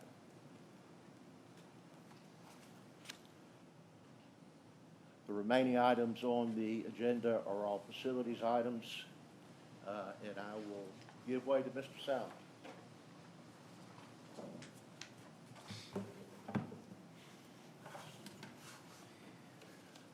Good morning, board members and Chancellor Baker. We have 8 items to go through with you this morning.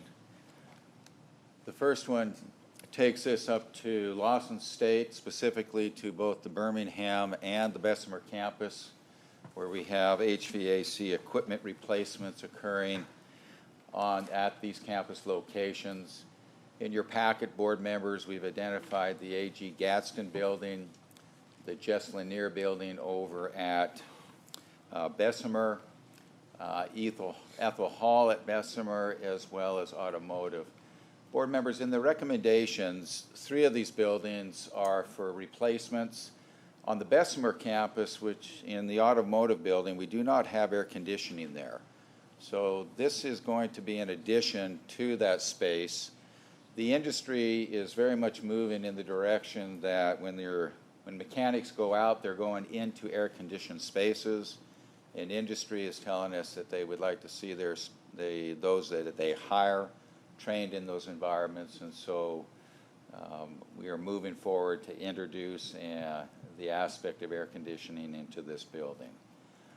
We will receive bids, board members, in August for these 4 locations for equipment and for the installation, and moving this into work and construction into the 3rd quarter and completing this as we enter into the 1st quarter of next year. Board members, any questions about the HVAC replacements and the introducing of air conditioning at Lawson State for these projects in these buildings?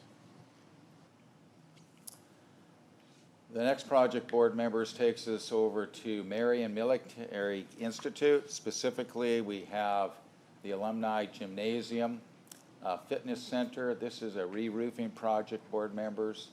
We've successfully just completed 2 of these buildings with re-roofing and are now moving to the space where the fitness center is located. In here we have some ongoing issues with the building. We have stopped those leaks, and right now we're in the process of getting this project out to bid, where we can take bids here later in August and start this work going into the 3rd quarter. Construction time for that will see us through to the end of this calendar year and into the beginning of Q1 of next year. Any questions about the Alumni Gymnasium Fitness Center re-roofing project at Marion Military Institute? The next project, board members, takes us to Trenum here locally. The next 3 are all for Trenum. The first one is the purchase of properties out at Executive Park. We're all familiar with the renovations of buildings A, B, C, and D, which were formerly part of that site, and building E is now beginning to be designed. But we're also looking, as we identify and build out this area, and with the repurposing of Trenum to become a medical Mecca training center, we have our eye on 8 properties here that are outlined in yellow. And as we look at these properties, this is going to allow for the college to be able to expand its healthcare programs and also introduce other programs that the college sees that are appropriate and needful for this area. As we move forward, there's approximately 10 acres, and we are moving into our due diligence very quickly. Funding for this has an expiration date as we go into September, and Dr. Chambers has been very good at working with us to get this moving. We expect to be able to close and bring this back to you for action at the August board meeting so that these funds are expended as we go into September. Board members, any questions about the property purchases out at Executive Park for Trenum State? As part of this effort out there, as we look at the acquiring of these 8 properties, you can see outlined in red here the parking lots, the drives, and so forth. We also have some funds that have come in recently that do have that expiration date in September, so we're moving quickly to get this project out to bid and obligated so that we're able to expend those funds. This will be resurfacing and patching of existing areas to the parking that surround these facilities. Another site plan here that just shows a little bit more clearly the parking areas that we will be making these improvements to. As we look at this site as well, when this work is finished, we will have done some things with not only these buildings, but just the landscape and just getting these so that the curb appeal of these properties is attractive and inviting. One of the things that is happening out there at Executive Park with the activity of the renovations and moving the west campus of Trenum to Executive Park is that there seems to be this renewal, if you will, in this effort that is beginning to spill over into economic development, and the industries and businesses in this area are very appreciative of what is going on. And at the same time, we feel like that this is going to be a boost in just stabilizing that part of the city for Montgomery. Another shot here of some of those areas and the buildings that we're going to be focused on with the paving. Board members, any questions about the Executive Park asphalt improvements for parking and drives to these properties that are located at Executive Park? The next one, board members, takes us also to Trenum. We have identified several buildings over at the Patterson campus that we can do some work there. This, again, is being motivated through funding that the college has that has an expiration date. And so depending on how far we stretch the dollars going back to the previous project for paving will dictate in terms of the number of buildings that we can re-roof that have been identified at Patterson. We have out there a base bid with Building Q, and then alternate bids with Building N and K, depending on the available funds that we have available after our commitment to the paving. Board members, any questions about the Patterson campus re-roofing projects for Trenum State? The next one, board members, takes us up north to Huntsville, to Drake State specifically, to Building 300. Board members, this has been a long planning effort by the college where they've wanted to do something with this space. It has been used historically as a gathering or a conference room type of setting where we're now going to go in there and we're going to be renovating that space, creating a warming kitchen, and doing other things to modernize and make this an inviting area for future use by the college for meetings and community outreach. This is the existing space. When we're through with this particular building, we will take and adapt the facade of this building to match the architecture that is beginning to become established across the campus with building renovations. And then a little bit to the north and to the right there, we've inserted a small addition, which is going to be a welcome center where the campus police will also be located. And when visitors come, they'll know immediately as you come into the campus where to go and to be informed as to what their destination is. This is the floor plan. We expect to take bids for this project, board members, at the end of this month and bring those results back for the board to take action in the August board meeting. Work will be completed for this particular site going into August of next year. And then our final completion will go into the close of the third quarter. Board members, any questions about Building 300, the renovation and the addition at Drake State? The next one, board members, takes us up to Wallace State, to the efforts there at Hanceville. There is currently an effort and a satellite site for training that the college has established out at Rayhow, and this is in their former R&D building. The college has successfully transformed that space into a wonderful program for adult ed and industry training. It is centered in the heart of the industrial park right there in Coleman. They have come back, Rayhow, and approached the college about purchasing this building. So we've been doing our due diligence with this over the last month or so in looking at this. We did include in previous information for you the financial structure, but this is a lease purchase of this particular site. You can see a little bit of the outline in the yellow here as this building sits in relation to the operations of Rayhow. And then you can see what the college has done is a community outreach to adult education and industry training for this area. This is a unique drawing that shows how this research and development space was initially developed. The college has transformed this into centers of training for various instruction and so forth. The lease purchase itself will entail about 3.1 acres, and the building is about approximately 22,000 square feet. We expect to move through our due diligence on this through the rest of July, and we may have this available for you to take action next month at the August meeting. Any questions, board members, about the lease purchase of the Ray Howe R&D Center property up at Coleman? And then the last one, board members, takes us over to Gadsden, up there in the north and to the east.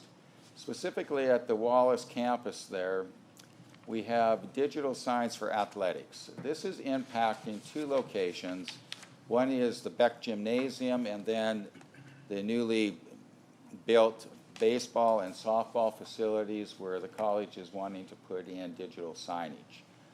As we go through this particular bid process, we expect those results to be back to us at the end of this month and bringing those results back to you for action at the August board meeting. Board members, any questions about the digital signage for athletics at Gadsden State? Board members, that's all. Thank you for all you do. I've got one more I want to talk about. Roger, I don't think Pat. Okay. How about coming up front? Let's talk, I'd just like for the board to hear the story of Bowen and the results.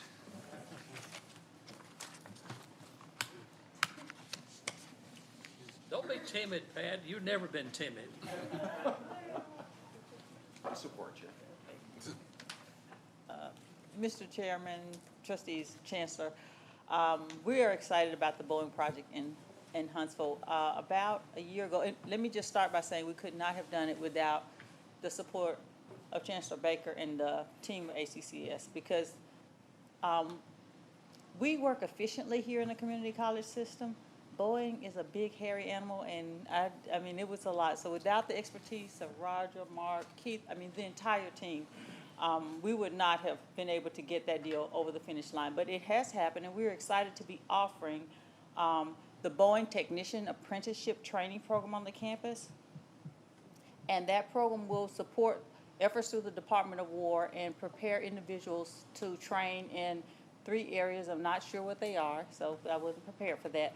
But the interest in the projects and the opportunities, this project supports the earn and learn model, so the individuals that are selected to participate will be able to go through the training while they are being paid, so that's really important. And the interest and the excitement that announcement, and the announcement happened a few weeks ago, that it has generated already across our community has been phenomenal.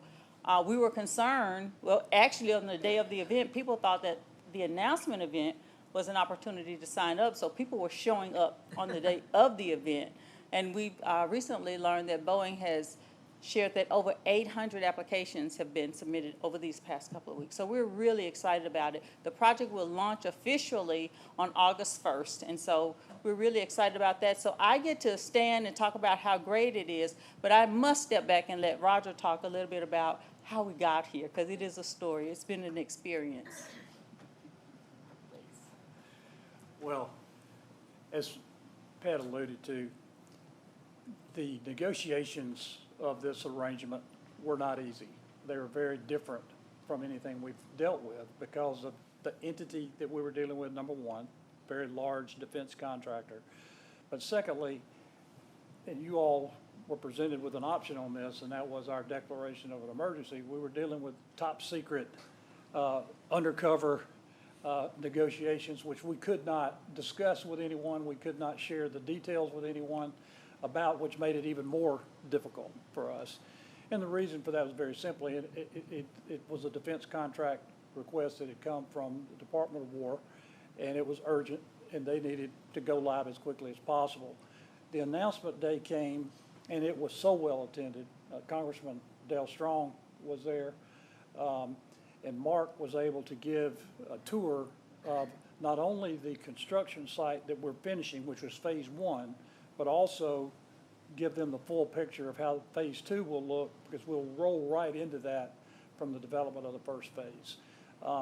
It was an exciting day in Huntsville when this announcement was made. Mayor Battle certainly was there and all of their team. So what happened at Drake spurred more conversation, and we've already been contacted by another defense contractor that I hope to be able to talk to you all about very soon, who is looking to do a similar program with the community college system. So now that we've gotten our training wheels off the bike and learned how to deal with these massive organizations, I'm hopeful that the experiences we learned will help us be more efficient in this next round of things. But I just want to say kudos to Dr. Sims. This required flexibility beyond what we're normally expected to yield, both by president and by the system. And we were literally flying by the seat of our pants on some days, trying to figure out how to respond to all of the requests that was being made of us, loading stuff into portals at Boeing and other things. And I also want to give a shout out to Crystal Morgan at Boeing, who was the project lead on this and worked with all of us. Without her guidance and help in getting us through the menage of all of the Boeing infrastructure, I don't know if we would ever gotten it finished. But you all supported a very important piece of this, which was getting us to phase 2 as quickly as we could, because the demand to get these workers trained and on the job could not be any greater from the standpoint of national defense right now. So thank y'all for everything you did to support us. Are you proven, can you tell the number of jobs and then the number of people who had applied beyond the demand, the need? Well, you know, they were told they needed to increase their production of these defense missiles, which I won't go into much deeper, but by 400%, because the stockpile has been reduced and they need to replenish the stockpile. They're going to have, was it 200? They're expected to have 200 people through this program in their first cohort. So they are pushing hard. Now they got, I don't think even they thought they would get 800 applications, but that came about because of the newsworthiness of this in the Huntsville area, and the fact that they're going to pay people a salary and be a part of their organization while they're going through the training program. So the earn and learn part of this was, I think, very attractive to the recruitment of all those people. And they expect this program, I think our arrangement with them is for 10 years. So we're going to be around for a while with this project. Well, I want to make the point that the flexibility that y'all had, and it allowed us to move forward, and then the flexibility of the school and the support of the school has made a big difference. Well, I think it can easily be said, this challenged us in a way that we haven't been challenged before, but everybody put their best foot forward, and with the board, the chancellor, Dr. Sims' effort, and the team that we were able to work with, that's what made it happen, because everybody was committed to getting it done. It was done basically with a lot of complexity in short order. So thank y'all.